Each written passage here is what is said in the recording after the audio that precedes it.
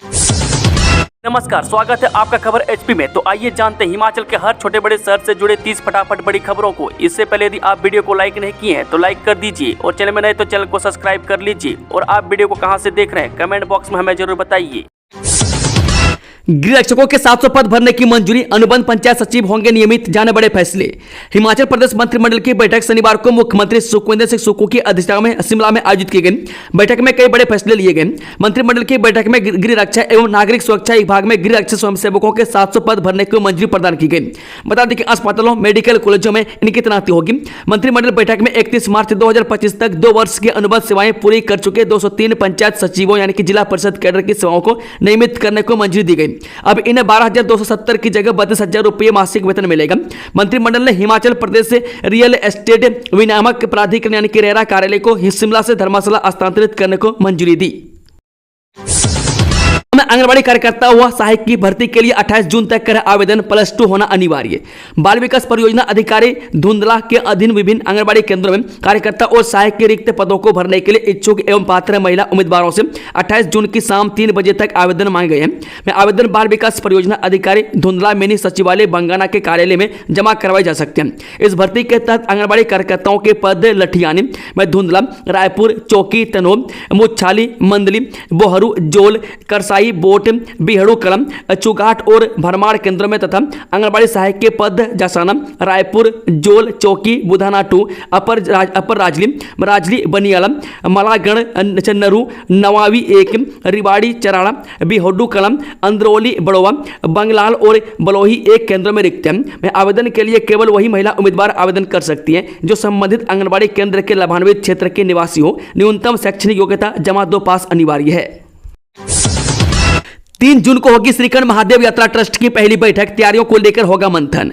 श्रीखंड महादेव यात्रा ट्रस्ट की महत्वपूर्ण बैठक 3 जून को पंचायत समिति सभागार निर्मंड में आयोजित की जाएगी। श्रीखंड महादेव यात्रा ट्रस्ट के उपाध्यक्ष एवं एसडीएम निर्मंड मनमोहन सिंह ने जानकारी देते हुए बताया कि बैठक की अध्यक्षता उपायुक्त कुल्लू एवं ट्रस्ट की अध्यक्षता तोरुल एस रविश करेंगी। बैठक में हाल ही में यात्रा मार्ग की रेकी कर लौटे दल की रिपोर्ट प्रस्तुत की जाएगी, जिसमें मार्ग की स्थिति व सुधार संबंधी सुझाव शामिल होंगे। इसके बाद मार्ग में सुधार के लिए कार्य को अनुमति प्रदान की जाएगी। हिमाचल में आज से पानी की प्लास्टिक बोतलों पर पूर्ण प्रतिबंध। हिमाचल प्रदेश में रविवार यानी कि आज से पानी की छोटी प्लास्टिक बोतलों पर पूर्ण प्रतिबंध होगा। इसके तहत पॉलीथीन ट्रैप थैलेट यानी कि पीईटी विशेषता वाली 500 मिलीलीटर तक की पानी की बोतलों का प्रयोग नहीं हो पाएगा। सभी सरकारी विभागों, बोर्डों, निगमों तथा सरकार के अन्य संगठनों द्वारा आयोजित की जाने वाली बैठकों, सम्मेलनों, कार्यक्रमों के साथ साथ हिमाचल पर्यटन विकास निगम के होटलों और निजी होटलों में पूर्ण प्रतिबंध लग गया। यह आदेश राज्य में प्रभावी हो गए। ऐसे में अब यदि कोई इन बोतलों का प्रयोग करते हुए पाया गया तो उसके खिलाफ कड़ी कार्रवाई की जाएगी। में आदेशों का उल्लंघन करने वालों के खिलाफ 500 से 1,000 रुपये तक जुर्माना किया जा सकता है। कोरोना ने फिर बढ़ाई टेंशन, देश में एक्टिव केस बढ़कर हुए 3395, बीते 24 घंटे में 4 लोगों की मौत।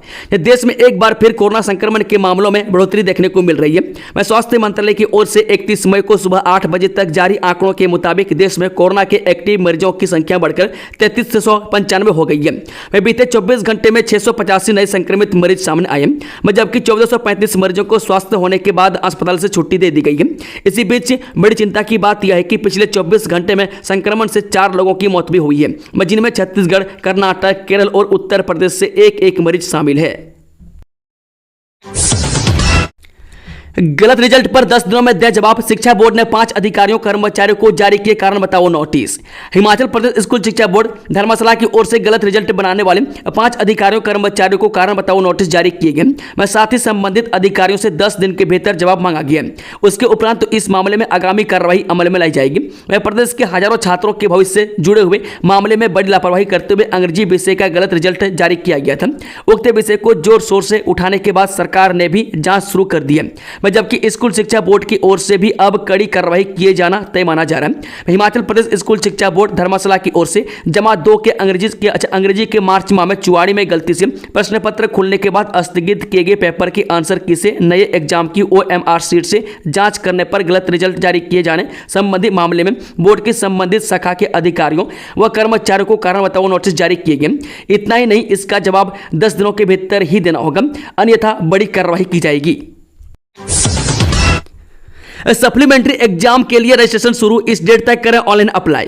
केंद्रीय माध्यमिक शिक्षा बोर्ड यानी कि सीबीएसई ने 10वीं और 12वीं की बोर्ड परीक्षा 2025 में शामिल हुए छात्रों के लिए पूरक परीक्षा का नोटिफिकेशन जारी कर दिया है। वह बोर्ड ने उन छात्रों के लिए राहत भरी खबर दी है जो मुख्य परीक्षा में पास नहीं हो सके या अपने अंकों में सुधार करना चाहते हैं। ऐसे सभी निजी उम्मीदवार अब आधिकारिक वेबसाइट cbse.gov.in पर जाकर 30 मई से 17 जून 2025 तक ऑनलाइन आवेदन कर सकते हैं। वह छात्रों को सलाह दी गई कि वे फॉर्म भरते समय अपने विषय चयन और व्यक्तिगत जानकारी को ध्यान से भरें।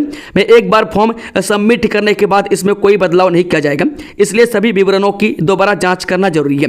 मैं जो साल 2025 में सीबीएसई की 10वीं या 12वीं परीक्षा में शामिल हुए थे और कंपार्टमेंट श्रेणी में आए हैं, ऐसे छात्र जिन्होंने पहले ही परीक्षा पास कर लिए लेकिन अब अपने किसी एक या दो विषयों के अंक सुधारना चाहते हैं। हालांकि कंपार्टमेंट वाले नियमित छात्र व्यक्तिगत रूप से आवेदन नहीं कर सकते, उन्हें पूरक परीक्षा के लिए आवेदन अपने संबंधित स्कूलों के माध्यम से ही करना होगा।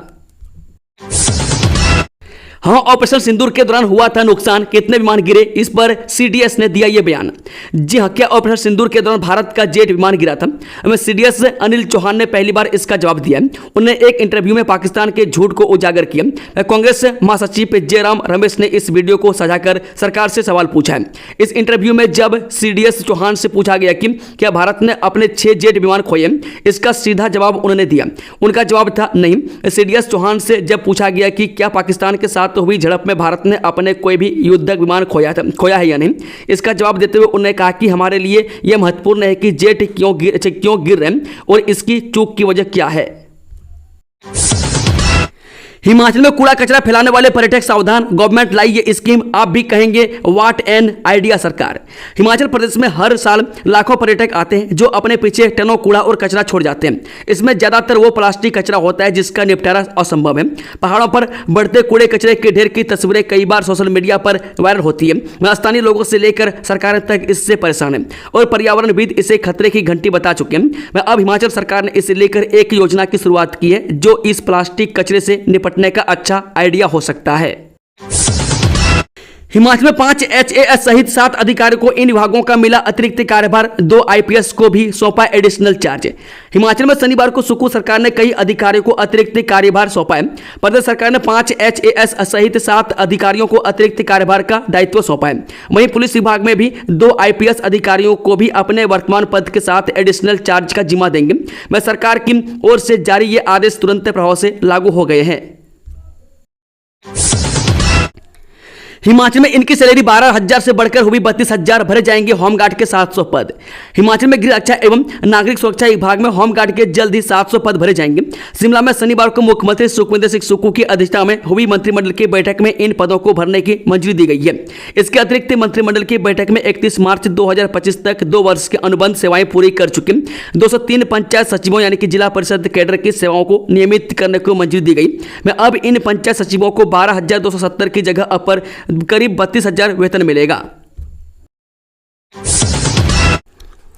विमल लेगी मौत मामले में सीबीआई ने खंगाला एसपी ऑफिस, 10,000 पन्नों का रिकॉर्ड कब्जे में लिया, साथ ले गई जरूरी फाइल।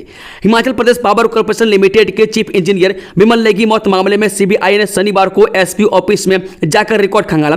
इस दौरान सीबीआई की टीम अपने साथ जरूरी फाइल साथ ले गई, जिसमें करीब 10,000 पन्नों के रिकॉर्ड को फोटो स्टेट किया गया।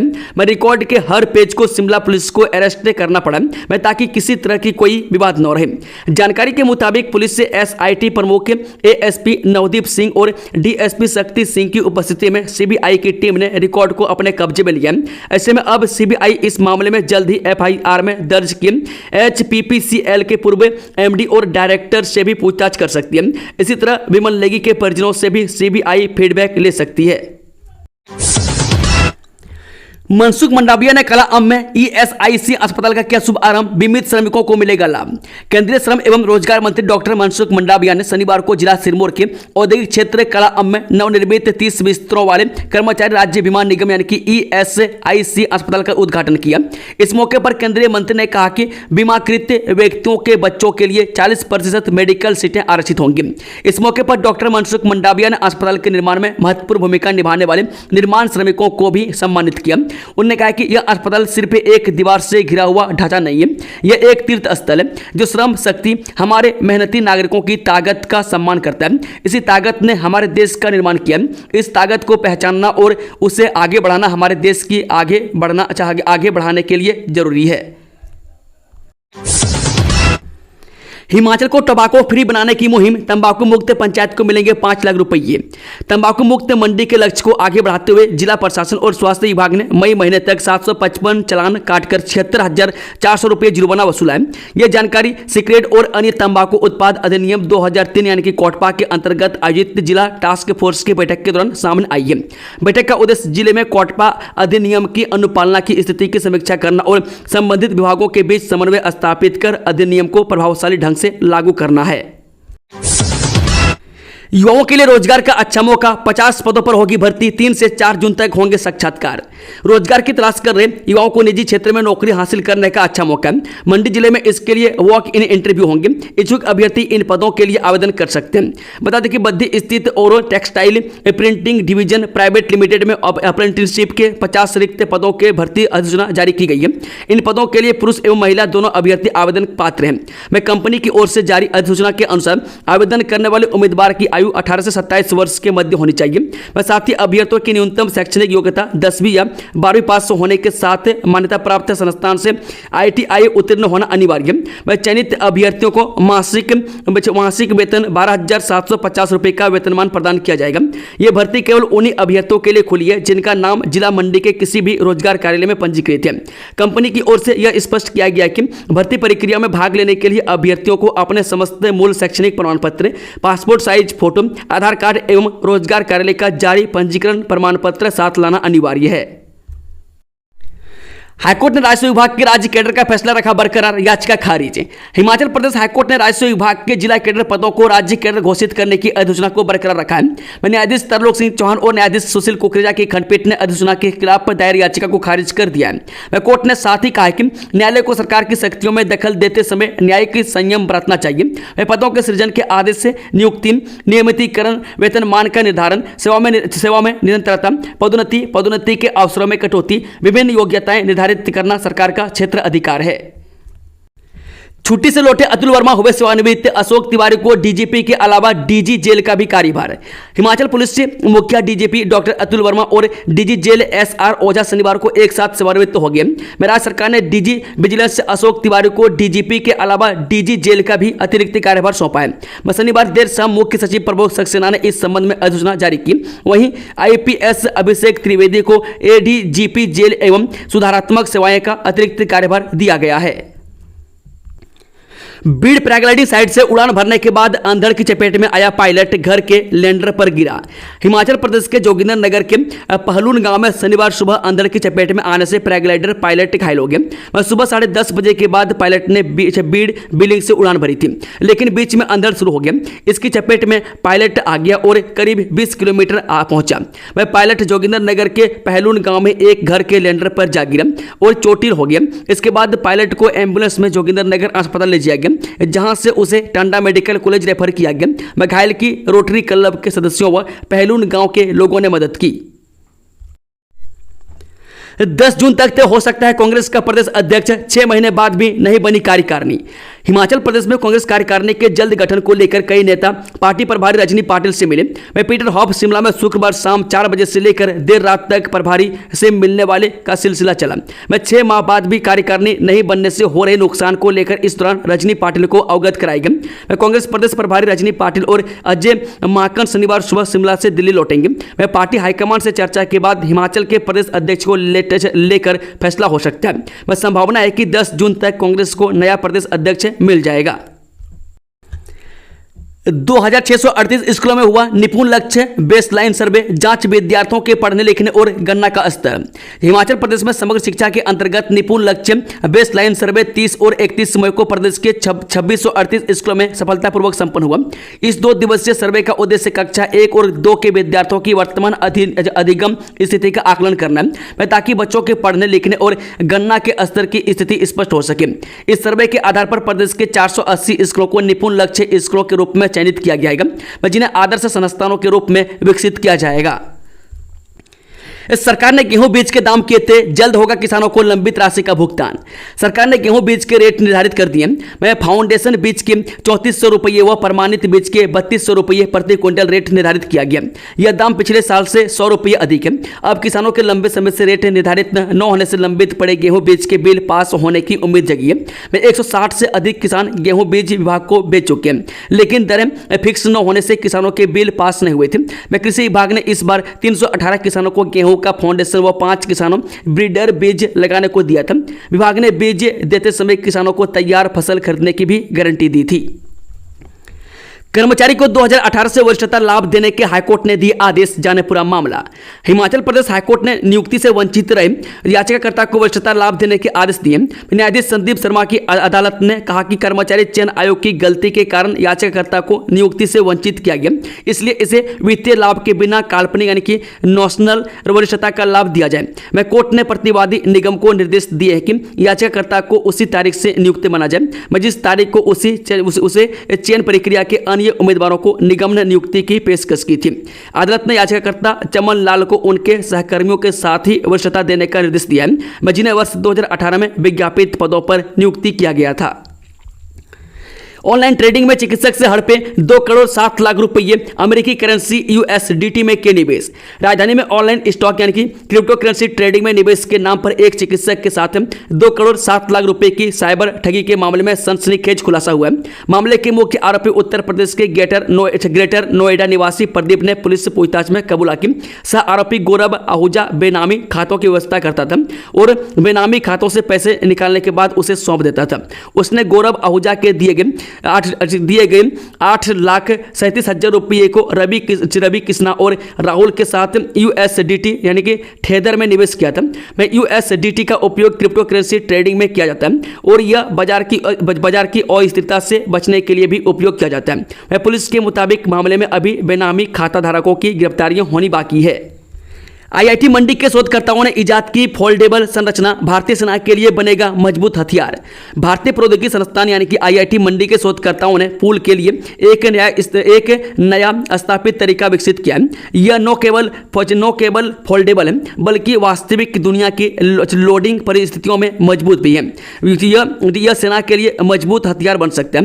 मैं इसके जरिए विपरीत भौगोलिक परिस्थितियों में तुरंत पुल समेत रास्ता बनाकर सेना को आगे बढ़ाया जा सकता है। कैंसर अस्पताल शिमला में हर साल आते हैं इतने मरीज, आज ही तंबाकू छोड़ने का लिया संकल्प। जी आज विश्व तंबाकू निषेध दिवस है यानी वर्ल्ड नो टोबैको डे। अगर आप भी बीड़ी सिगरेट पीते हैं या गुटखा व खैनी का सेवन करते हैं तो आज ही छोड़ने का संकल्प लें। मैं स्वास्थ्य विशेषज्ञों का कहना है कि धूम्रपान और तंबाकू कैंसर का मुख्य कारण है।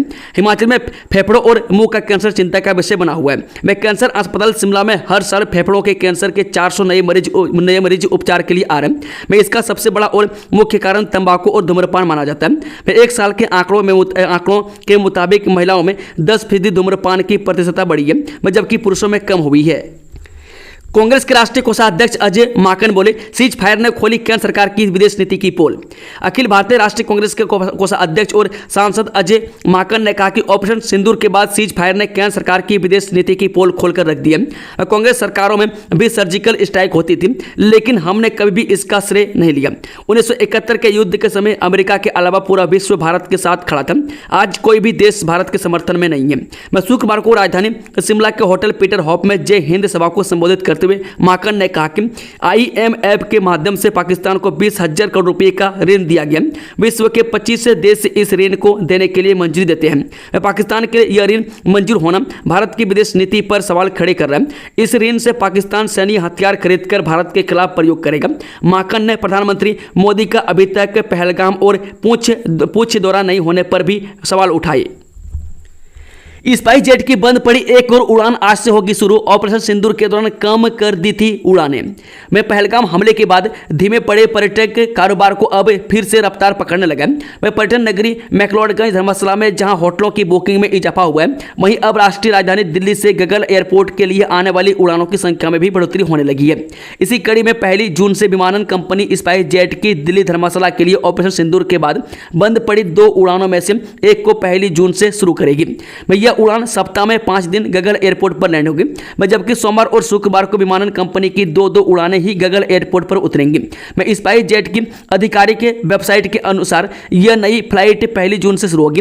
दिल्ली धर्मशाला हवाई रूट पर इस नई उड़ानों के शुरू होने से किराए में भी कमी दर्ज होगी।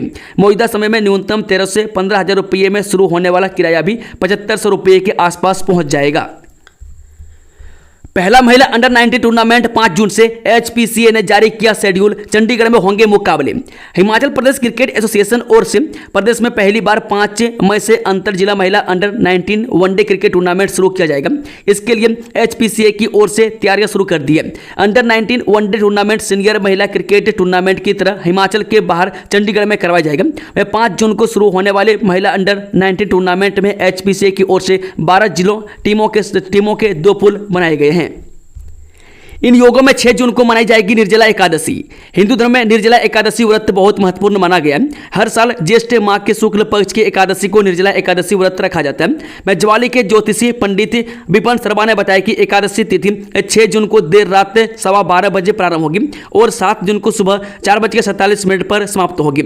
हिंदू धर्म में एकादशी व्रत उदया तिथि में करना उत्तम माना गया।